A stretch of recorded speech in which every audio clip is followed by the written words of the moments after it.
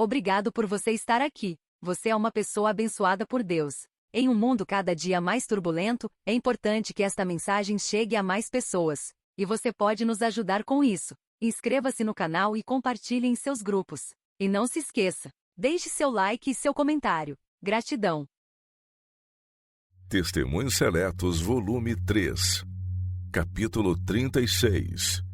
A promessa do Espírito.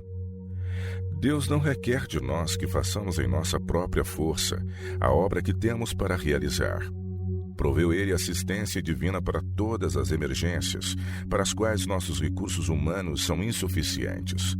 Dá o Espírito Santo para auxiliar em qualquer apuro, para fortalecer-nos a esperança e certeza, para nos iluminar a mente e purificar o coração. Justamente antes de sua crucifixão, disse o Salvador aos discípulos: Não vos deixarei órfãos. Eu rogarei ao Pai, e Ele vos dará outro Consolador, para que fique convosco para sempre. João capítulo 14, versos 18 e 16.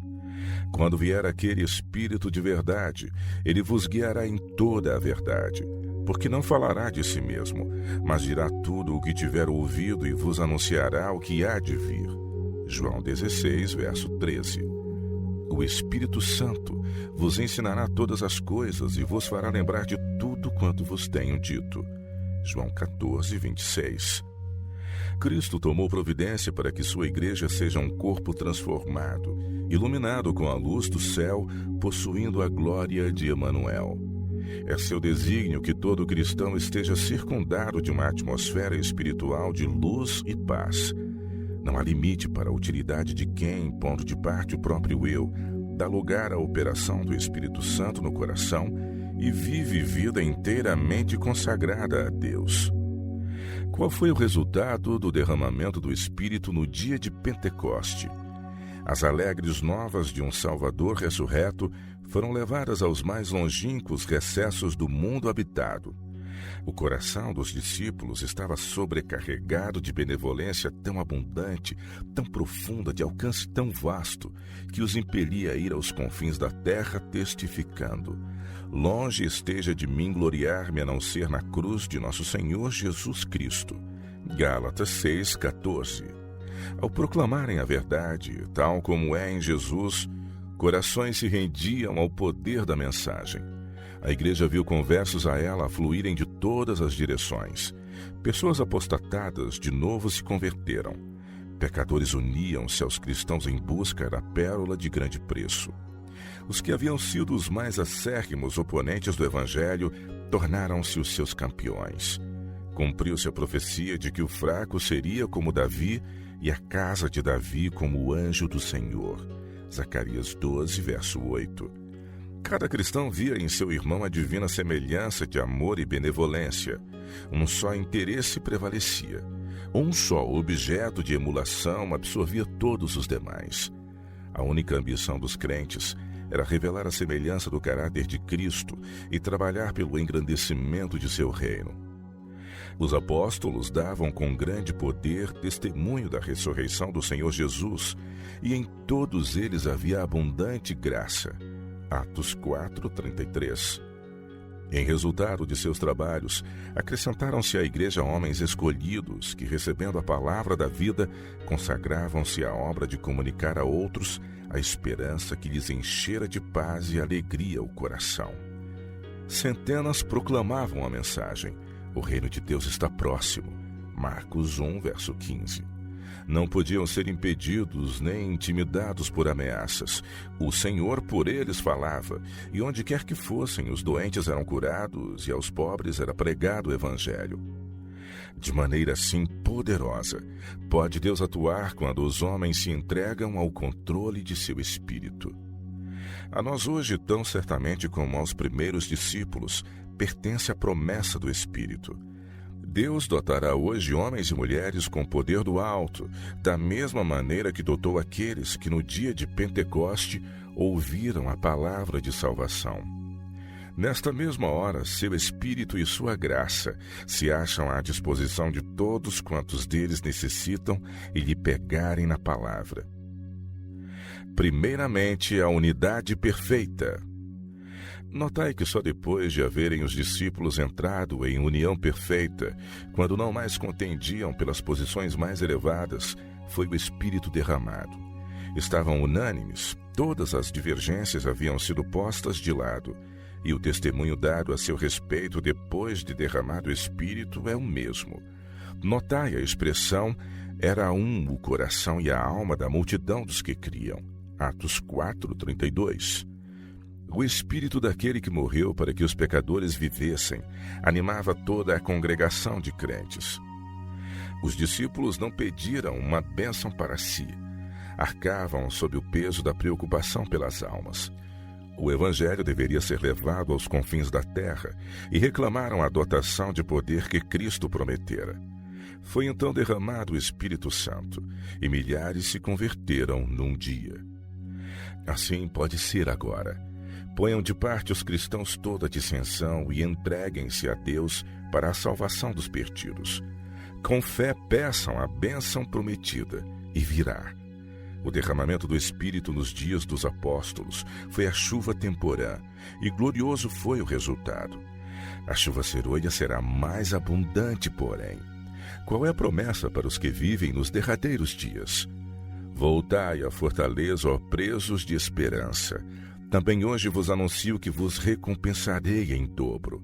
Zacarias 9, verso 12.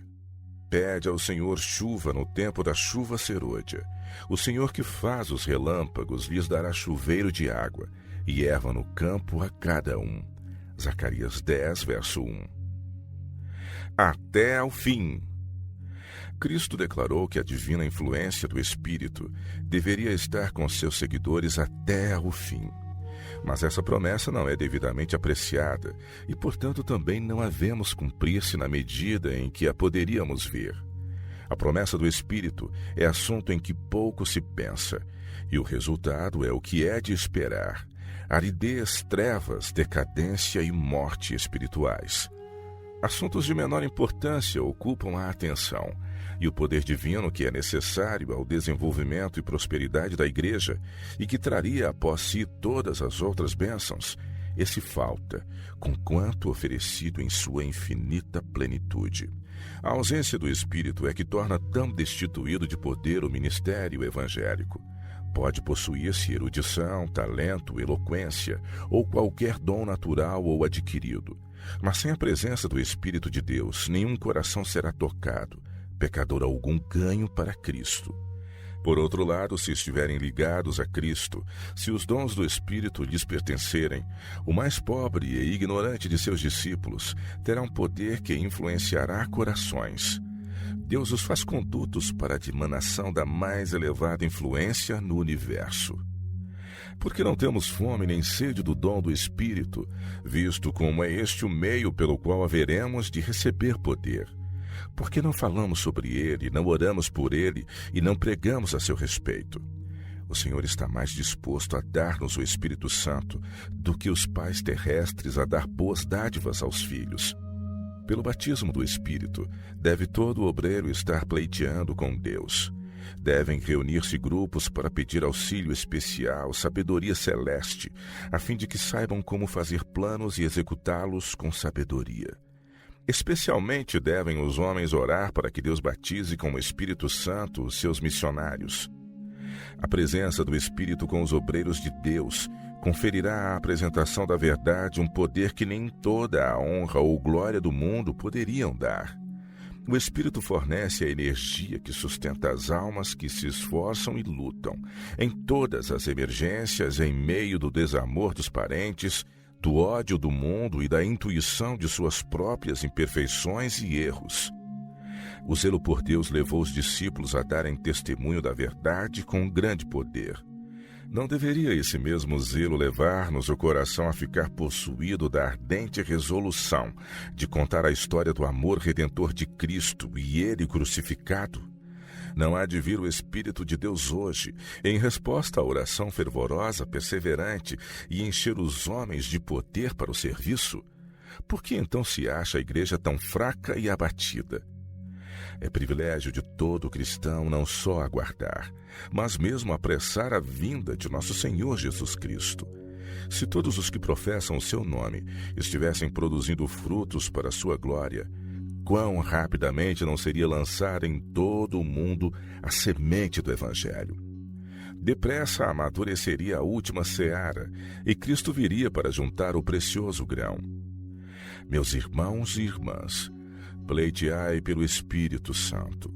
Deus sustenta toda promessa que fez. Com a Bíblia na mão dizei: fiz como disseste. Apresento a tua promessa. Pede e dar-se-vos-á. Buscai e encontrareis. Batei e abrir-se-vos-á. Mateus 7, verso 7. Cristo declara: tudo o que pedirdes orando, crede que o recebereis e tê-lo-eis. Marcos 11, 24. Tudo quanto pedirdes em meu nome, eu o farei, para que o Pai seja glorificado no Filho. João 14, verso 13. O arco-íris ao redor do trono é uma garantia de que Deus é fiel, de que nele não há mudança nem sombra alguma de variação. Pecamos contra ele e somos imerecedores de seu favor.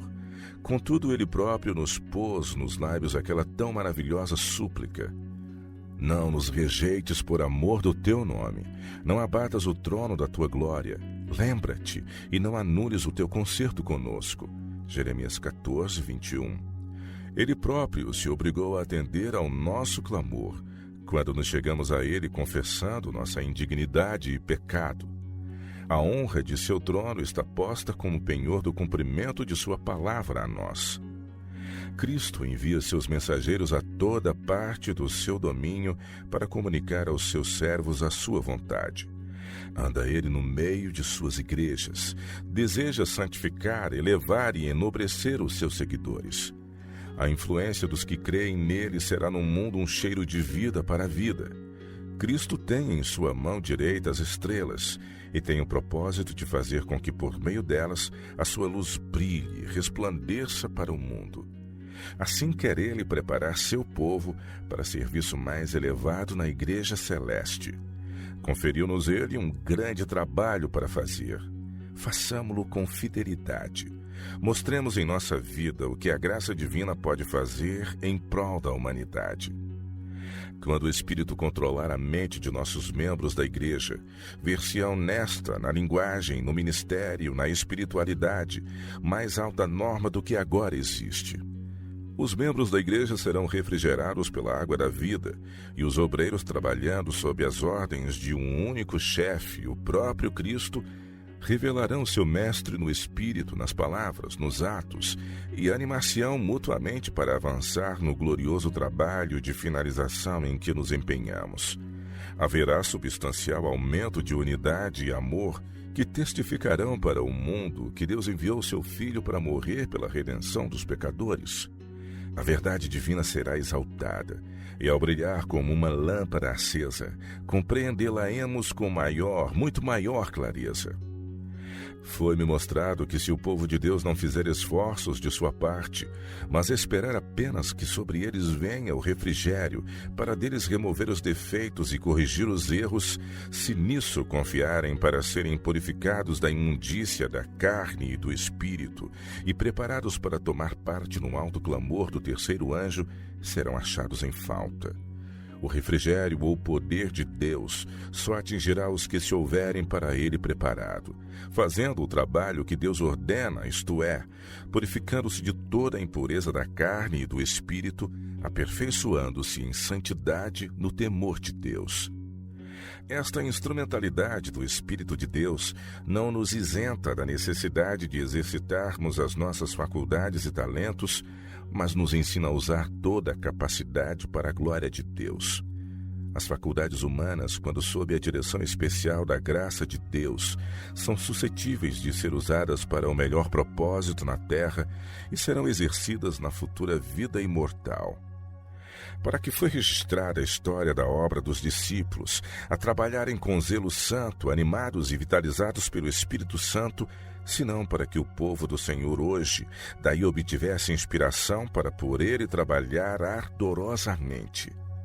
O que o Senhor fez por seu povo naquele tempo é exatamente tão necessário e mesmo mais faça pelos seus hoje. Tudo que os apóstolos fizeram deve hoje fazer cada membro da igreja. E nós devemos trabalhar com tanto maior fervor e ser acompanhados do Espírito Santo em medida tanto maior, quanto o aumento da impiedade exige um mais decidido apelo ao arrependimento.